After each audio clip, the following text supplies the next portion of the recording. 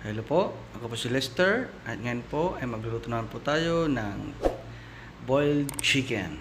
At ito po ang ating mga ingredients: bawang, luya at sibuyas at manok.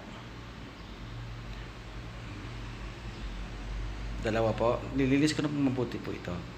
At onion leeks o daon ng sibuyas at saka lemongrass o tanglad. Ito po ang ating garlic powder, black pepper powder at asin. At ilagay na po natin sa ating kasirola ang dalawang manok.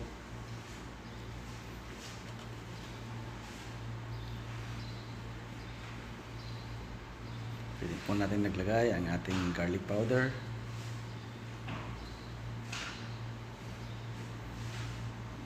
paminta,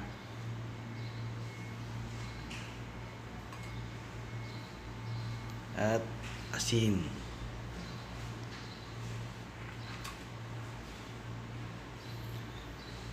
At maglagay na po natin ang ating onion leeks o daw ng sibuyas at ang tanglad o lemongrass. Lagyan na po natin ang ating luya, bawang at sibuyas.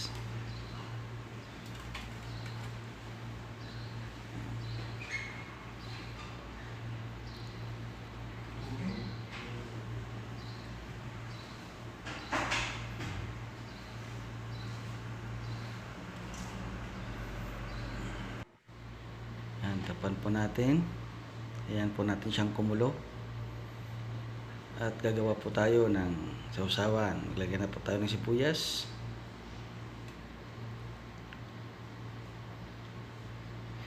onion leek, in-slice ko na maliliit,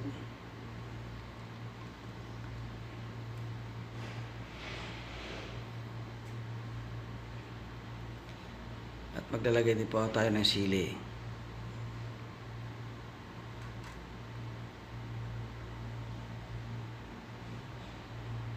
at soy sauce.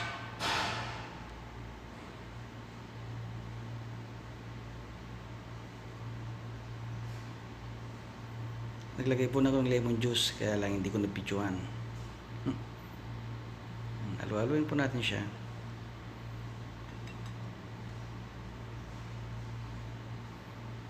Ayan. At maglalagay din po ako ng paminta,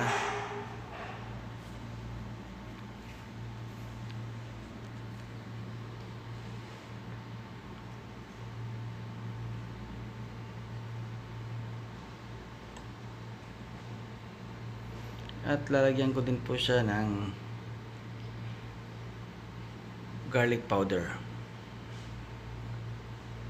para madagdagan po ang kanyang lasa. Kung medyo maalat po, lagyan ng tubig. Yan, tignan po natin ang ating manok. Yan. Kumukulo-kulo na po siya. At tanggalin po natin ang kanyang sebo, at pwede po natin siyang gamitin pa na sabaw ang ating pinagpakuluan.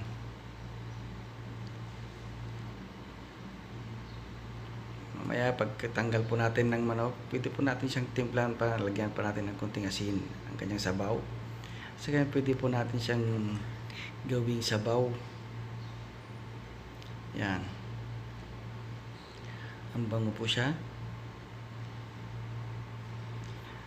Medyo matigas po siya, at takpan po natin at iluto pa po natin siya ng mga ilang minuto pa.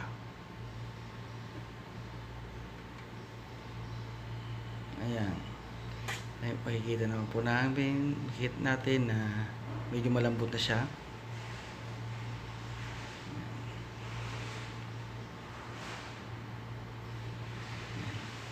Medyo okay na po, pero kailangan po pa natin siyang malambot na malambot. Takpan po natin mga ilang minuto pa po ang ating pagpapakulo. Ayan, medyo malambot na po siya. At pwede na po natin siyang tadtarin at iwa-iwain. Yan. Pwede na po natin siyang tanggalin at iwain po natin na maliliit. At ito na po ang ating boiled chicken. At kung nagustuhan nyo po yung video na to, pa-subscribe na lang po. Pakipindot na rin po ang ating notification bell. At sa gayon na updated po kayo sa ating mga putahe pa. Salamat. Thanks for watching. God bless everyone.